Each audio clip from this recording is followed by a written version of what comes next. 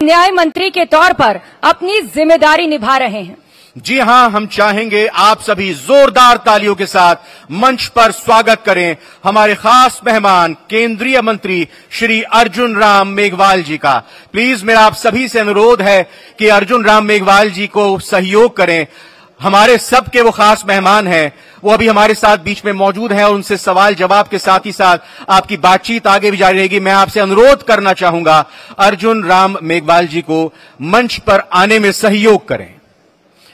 तो स्वागत करिए अर्जुन राम मेघवाल का। बिल्कुल, और अपनी सहयोगी अपर्णा से मैं अनुरोध करूंगा वो मंच पर आएं और अर्जुन राम मेघवाल जी के साथ इस सेशन को मॉडरेट करें।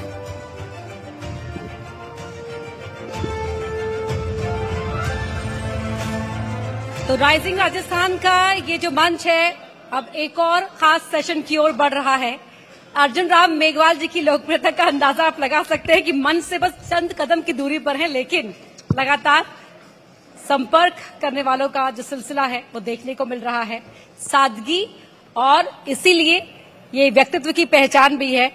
जोरदार तालियों के साथ स्वागत कीजिए अर्जुन राम मेघवाल जी का। सर नमस्कार। Sir please sir विराजिए।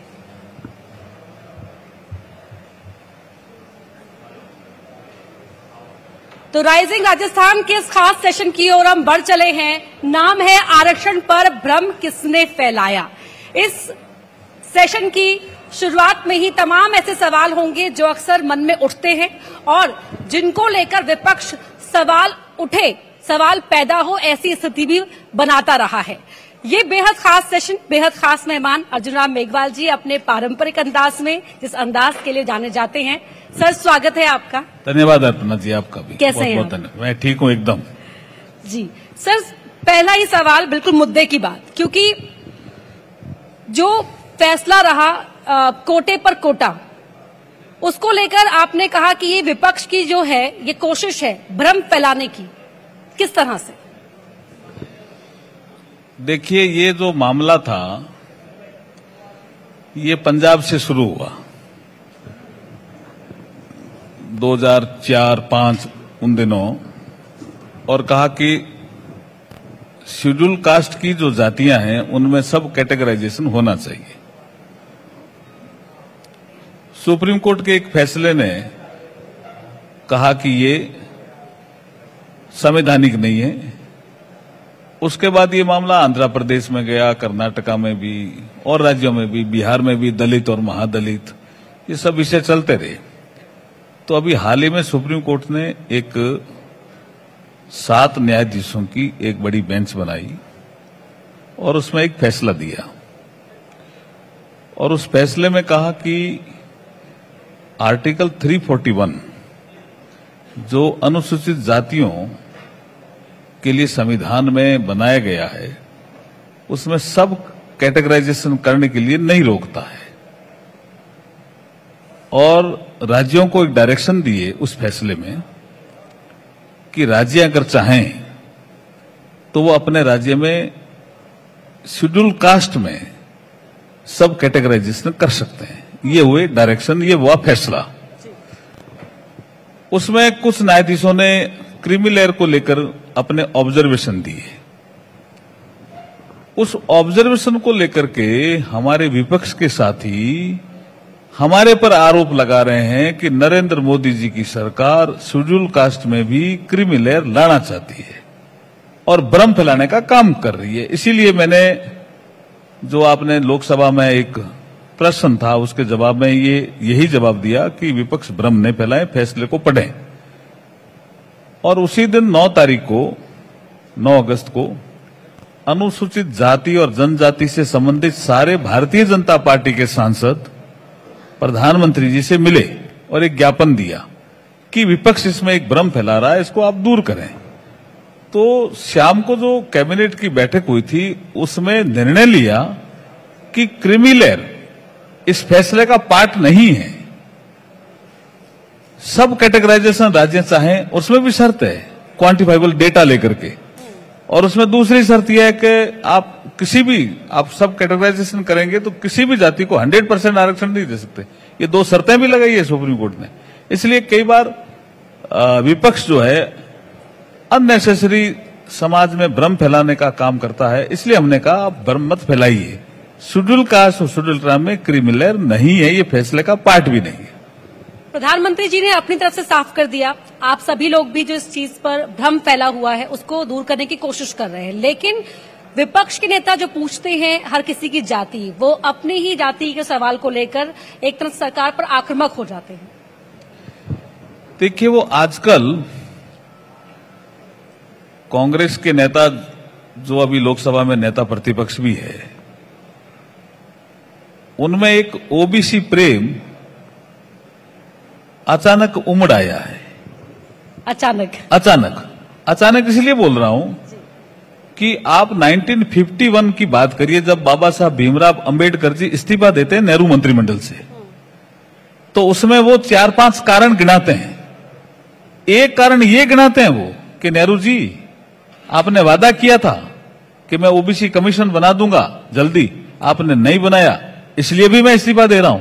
तब से चल रहा था ओबीसी कमीशन, नहीं बनाया। काका कालेलकर की रिपोर्ट को खा गए, मंडल कमीशन की रिपोर्ट को बस्ते में, ठंडे बस्ते में डाल दिया। ये ओबीसी प्रेम अचानक कैसे उमड़ा? और जब मंडल कमीशन की रिपोर्ट जब लागू हो रही थी, तो इनके पिताजी ने, जो स्वर्गीय राजीव गांधी जी इस देश के प्रधानमंत्री रहे, फ्लोर पे, लोकसभा की फ्लोर पे ओबीसी कमीशन का विरोध किया, ओबीसी जातियों का विरोध किया। ये किस मुंह से बात कर रहे हैं? और अभी जब लोकसभा में बोल रहे थे, जिसका आप जिक्र कर रहे हैं, हमारे बजट पे बोल रहे थे, हलवा एक सेरेमनी होती है, उसमें पूछ रहे थे तुम्हें इस हलवा खाने में कितने ओबीसी। तो हम उनसे पूछना चाह रहे हैं कि जो हलवा एक ऐसी इमोशनल सेरेमनी है, लोग जो बजट बनाते हैं फिर वो वहीं रहते हैं, बाहर नहीं आते हैं, और ये एक मांगलिक कार्य के नाते इसको शुरू किया, आप लोगों ने शुरू किया। संस्कृति से जुड़ा हुआ है हलवा, भारतीय संस्कृति से जुड़ा हुआ है। लेकिन अगर आप जब सरकार में थे तब ओबीसी के लोगों को अफसर बना देते, तो आज हलवा खाने वाली सेरेमनी में भी उनको देख लेते। बनाया आपने नहीं, और आरोप हमें लगा, तो सेक्रेटरी कब बनता आदमी? जब 85 में, 88 में, 86 में आईएएस में सेलेक्ट होता कोई आदमी, तभी तो सेक्रेटरी बनेगा। अभी कैसे सेक्रेटरी बन जाएगा ऐसा अचानक? इसलिए ये फिर भ्रम फैला रहे हैं ओबीसी के नाम पे। हरियाणा, महाराष्ट्र में विधानसभा चुनाव भी है, क्या आपको लगता है विपक्ष की नजर उसी पर है, इसीलिए ये भ्रम फैलाया जा रहा है? देखिए, हरियाणा में चुनाव है, महाराष्ट्र में चुनाव है, झारखंड में भी चुनाव है, संभावना है कि जम्मू कश्मीर में भी चुनाव हो सकते हैं। इनकी क्या नजर है ये तो ये जाने, लेकिन जब अब हमें वक्फ बोर्ड का एक अमेंडमेंट लेकर के आए, तो उन्होंने कहा आप इन राज्यों में चुनाव है इसलिए लेकर के आए। अरे भाई, ऐसा नहीं है। सच्चर कमेटी की रिपोर्ट, सच्चर कमीशन तो आपने बनाया था, हमने तो बनाया नहीं। आपने दबा के रखी, जो काम आप कर सकते थे वो करा नहीं, और मोदी जी ने कर दिया, इसलिए आपको पीड़ा हो रही है, इसलिए आप उसको चुनावों से जोड़ करके कह रहे हैं। ये बेबुनियाद आरोप है। चुनाव भारतीय जनता पार्टी कोई भी चुनाव हो बहुत मजबूती से लड़ती है और बहुत अच्छा प्रदर्शन करती है। जिस अमेंडमेंट का आपने जिक्र किया, जेपीसी के पास भेजने के पीछे क्या रणनीति है, क्या खास स्ट्रैटेजी है? देखिए, जब हम इंट्रोडक्शन के लिए इस बिल को ला रहे थे और बिजनेस एडवाइजरी कमेटी में लोकसभा में जब चर्चा कर रहे थे, उस समय भी कई सदस्यों ने ये राय प्रकट की। उसमें सभी दलों के लोग होते हैं बिजनेस एडवाइजरी कमेटी में, और ऑनरेबल स्पीकर इसकी अध्यक्षता करते हैं।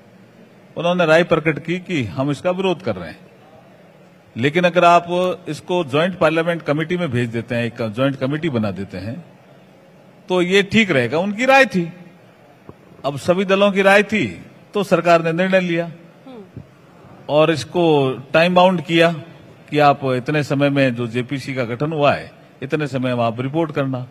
तो मुझे संभावना लगती है कि बहुत जल्दी अगले सत्र तक इनकी रिपोर्ट भी आ जाएगी। सभी दलों के लोग हैं उसमें। ये एक पार्लियामेंट प्रोसीडिंग का ही हिस्सा है कि एक बिल स्टैंडिंग कमेटी में एक बिल जब इंट्रोडक्शन में आता है और सरकार कहती है हम इसको स्टैंडिंग कमेटी में भेजेंगे, डिपार्टमेंट रिलेटेड स्टैंडिंग कमेटी, और स्टैंडिंग कमेटी का गठन नहीं हो तो फिर उसकी ज्वाइंट कमेटी में ही जाता है, इसलिए ज्वाइंट कमेटी को गया। जी सर, एक और बात, जब सरकार ने आकार लिया तो उस समय विपक्ष ने ऐसे पोर्ट्रे किया कि असली जीत का नायक तो विपक्ष है, 100 से कम रहे उसके बावजूद भी खुद को एक हीरो की तरह पोर्ट्रे किया और सवाल उठाए सरकार के आकार को लेकर कि जो महत्वाकांक्षी वादे किए गए हैं कैसे पूरे करेंगे। ये आप जो शपथ ग्रहण जो सांसदों का हुआ, पहला छोटा सत्र हुआ, उस पीरियड की बात कर रहे हो जिस समय उन्होंने कहा हम जीत के आए हैं, जबकि उनको पता नहीं है कि नरेंद्र मोदी जी तीसरी बार इस देश के प्रधानमंत्री बने हैं। ये भी ये उनको ये इग्नोर कर रहे हैं। और ये इतिहास का हिस्सा हुआ कि सबसे पहले प्रधानमंत्री जवाहरलाल जी नेहरू 52 में बने इलेक्शन के बाद, फिर 57 में बने लगातार दूसरी बार, फिर 62 में बने तीसरी बार, फिर इंदिरा जी 3 बार प्रधानमंत्री तो बने लेकिन लगातार नहीं बने। उसके बाद तो कोई 1 बार कोई 2 बार ऐसे बने, तो लगातार जो तीसरी बार 62 साल के बाद जो एक बड़ा अचीवमेंट नरेंद्र मोदी जी को मिला वो उनको पच नहीं रहा है। जीत की कड़ी टूटी नहीं। वो उनको नहीं पच रहा है। अब सर आगे जिस तरह से वादे किए गए थे पिछली सरकार के दौरान ही कि यूसीसी है, इसके अलावा तमाम जो और वादे रहे हैं, वो किस तरह से पूरा करने को लेकर सरकार का विजन? देखिए, कोई भी जो हमने वादा किया है, जो भारतीय जनता पार्टी के मैनिफेस्टो में, घोषणा पत्र में, संकल्प पत्र में है, निश्चित रूप से हम पूरा करेंगे हमारे एनडीए के साथियों के साथ मिलकर के। और आपने जैसे अभी वक्त में देखा ही है ना, हमारे सभी एनडीए के साथी पक्ष में बोले कि नहीं बोले, बताओ, सब वादे पूरे होंगे। अमेंडमेंट को लेकर हो हल्ला, यूसीसी को लेकर हो हल्ला, सीए एनआरसी को लेकर हो हल्ला, लगातार विपक्ष की कोशिश रहती है इस तरह से पोर्ट्रे करने की कि सरकार जो भी कदम उठा रही है, खासकर जहां पर मुस्लिम वर्ग से जुड़ी हुई कोई बात है, वो मुसलमानों को डराते हुए कि देखिए ये जो कदम उठा रहे हैं वो आपके नुकसान में उठा रहे हैं। लेकिन सरकार कहती है सबका साथ सबका विकास, लेकिन विपक्ष मानता ही नहीं।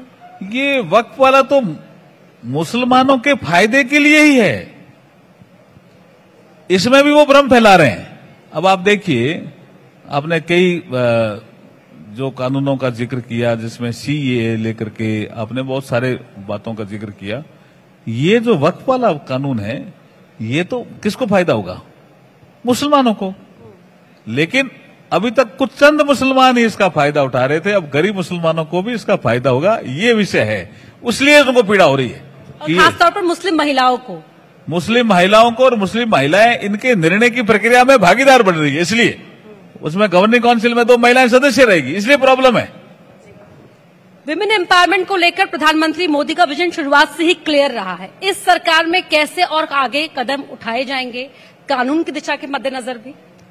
देखिए, सबसे बड़ा जो काम हुआ है वो नारी शक्ति वंदन अधिनियम का हुआ है, वर्षों से पेंडिंग था। ऐसा तो मैं भी 2009 से एमपी हूं बीकानेर की जनता के आशीर्वाद से हर सत्र में इसका जिक्र आता था, पक्ष से भी आता था, विपक्ष से भी आता था, लेकिन कोई हाथ नहीं लगा रहा था।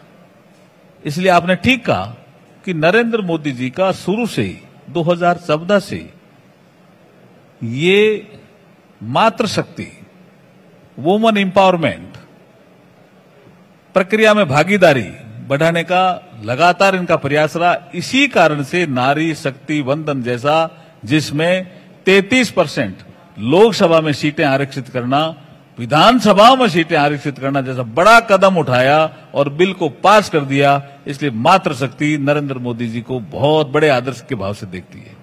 जी सर, एक और बात यहाँ पर युवाओं को लेकर भी उठती है और जिस तरह से युवाओं की राजनीति में एंट्री को लेकर भी उठती है। प्रधानमंत्री ने बहुत क्लैरिटी के साथ कहा कि युवाओं का और जो हमारे सीजन पॉलिटिशियन है उनका एक हर तरह से बैलेंस देखने को मिला है। लेकिन जब बात होती है समाज में बैलेंस साधने की, तो हमारे ही समाज के कुछ लोग गजा में जो हुआ उसको लेकर बात करते हैं, जो इजराइल के हमले में गाजा में जो होता है उसको लेकर बात की जाती है, लेकिन बांग्लादेश में जो हिंदुओं के साथ होता है उसको लेकर वो पिक एंड चूज की रणनीति अपनाते हैं। वो क्लियर, अपने आप में क्लियर है जी, उनका मैसेज है अपीचमेंट पॉलिसी का, और जनता को समझ जाना चाहिए। मैं आपके माध्यम से कहना चाहता हूं कि उनकी तुष्टीकरण की राजनीति वही राजनीति का उनका आधार है। अब आप देखिए बांग्लादेश में घटना घटी, कोई बड़े नेता का इनका ट्वीट नहीं मिलेगा कि वहां हिंदू असुरक्षित हैं। हमारे विदेश मंत्री जी ने लोकसभा में भी स्टेटमेंट दिया, राज्यसभा में भी दिया, और हमारे विदेश मंत्री जी ने क्लियर कहा कि 19,000 वहां भारतीय रह रहे हैं, जिसको हम इंडियन डायस्पोरा बोलते हैं, उनकी सुरक्षा करना हमारा पहला काम है। उसमें से ही 9,000 स्टूडेंट हैं, उनकी सुरक्षा करना हमारा पहला काम है। और 1.5 करोड़ के आसपास करीब हिंदू रह रहे हैं वहां, वो हिंदुओं की रक्षा करना, उनके पूजा स्थलों की रक्षा करना, ये हमारी प्राथमिकता का क्षेत्र है। तो हमने तो, सरकार ने तो अपनी स्थिति स्पष्ट की। और आपने ठीक कहा कि बहुत से कांग्रेस के नेता हैं जो कोई गाजा में होता है तब तो कितना हल्ला मचाते हैं, और बांग्लादेश में हो रहा है हिंदुओं के साथ तो कोई बात ही नहीं करता। ये जो उनकी अपीजमेंट की पॉलिसी है वो देश हित में नहीं है। सर, क्योंकि आप कानून मंत्री हैं, तो कॉलेजियम को लेकर आपकी क्या राय है?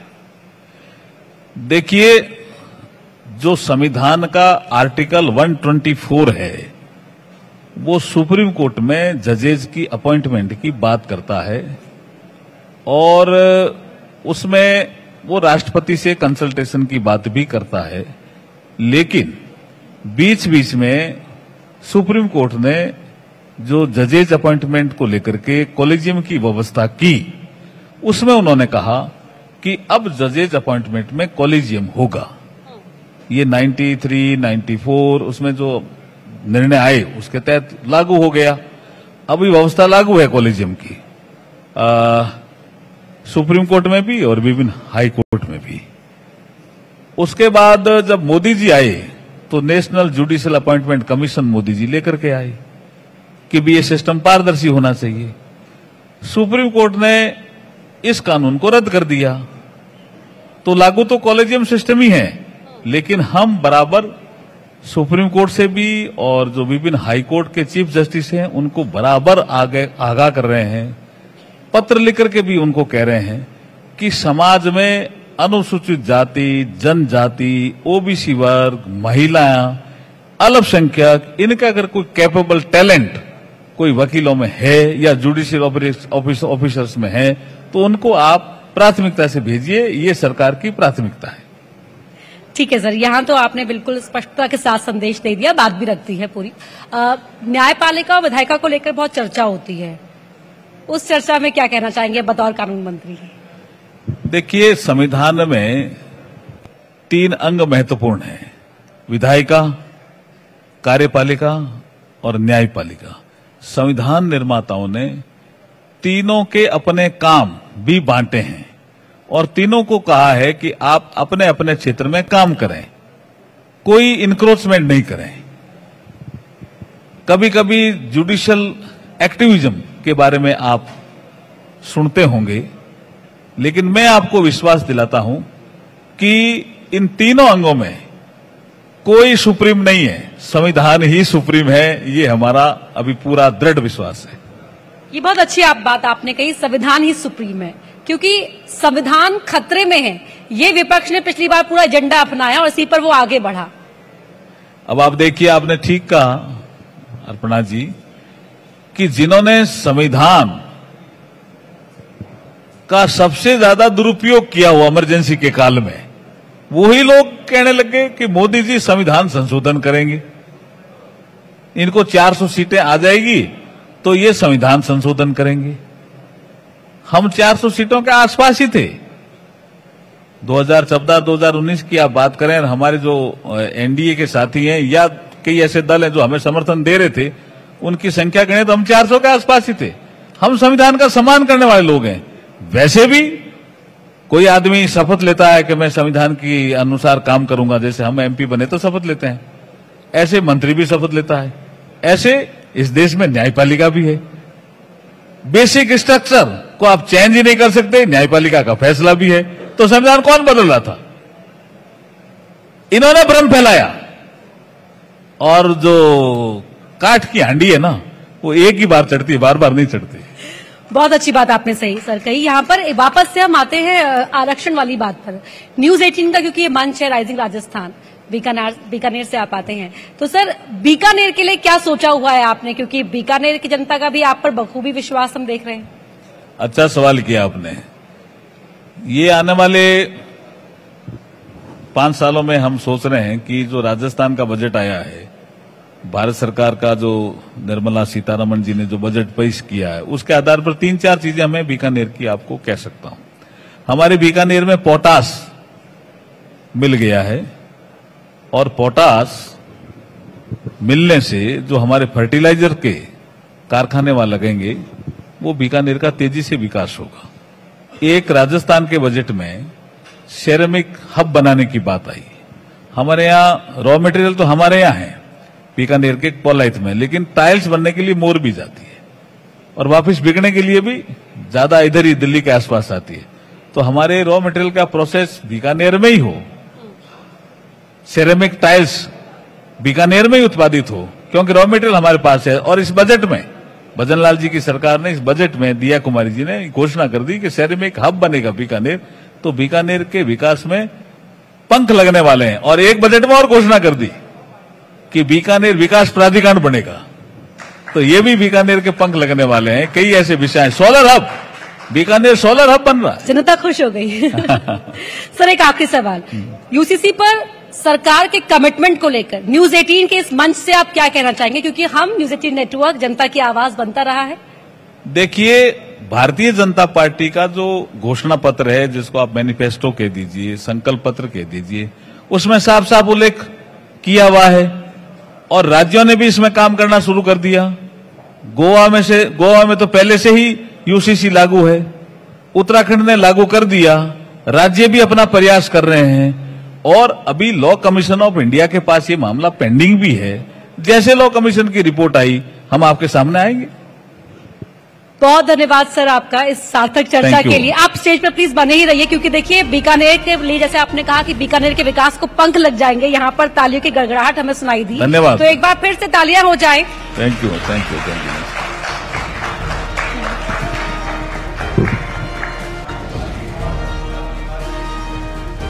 टीम की तरफ से सम्मानित करने के लिए मैं मंच पर आमंत्रित करना चाहूंगा, आग्रह करना चाहूंगा अमिश देवगन सर को, मैनेजिंग एडिटर न्यूज 18 हिंदी, कि आप केंद्रीय मंत्री हमारे आज के खास कार्यक्रम के अतिथि, विशिष्ट अतिथि श्री अर्जुन राम मेघवाल जी को मेमेंटो भेंट करें।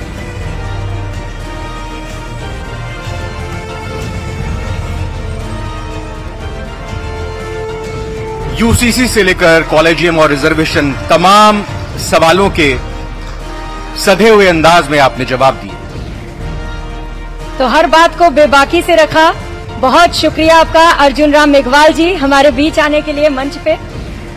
और एक बार फिर से जोरदार तालियां हो जाए अर्जुन राम मेघवाल जी के लिए। और आप सभी से मेरा अनुरोध एक बार फिर से है, व्यवस्था बनाए रखने में हमारी मदद करें, अपने स्थान पर बने रहें, क्योंकि अगली हमारी पेशकश बहुत ही शानदार होने वाली है। क्योंकि राजस्थान में, राइजिंग राजस्थान की अगर बात करते हैं, तो राजस्थान के लोक कला, राजस्थान का लोक संगीत, लोकगीत को भला हम कैसे भूल सकते हैं। एक बहुत ही खास पेशकश, बहुत ही शानदार लोकगीत की प्रस्तुति के जरिए लोक कलाकार हमारे बीच में मंच पर आकर न्यूज 18 राजस्थान के इस मंच के जरिए पूरे देश में ये बताएंगे कि आखिर राजस्थान की जो पहचान है वो किस तरह से संगीत के जरिए, संस्कृति के जरिए लोगों तक पहुंचती है। तो मेरा आप सभी से अनुरोध है कि आप लोग सभी बने रहिए। राजस्थान की लोक कला को यहाँ पर प्रदर्शित करने के लिए हमारे बीच आने वाले हैं लोक कलाकार, लंगा मांगणियार कलाकार हमारे बीच आने वाले हैं कुछ ही समय में। और बड़ा ही इंटरेस्टिंग होने वाला है ये शो, क्योंकि राजस्थान का जिक्र हो और पधारो हमारे देश का जिक्र हो, और इस तरीके के कार्यक्रम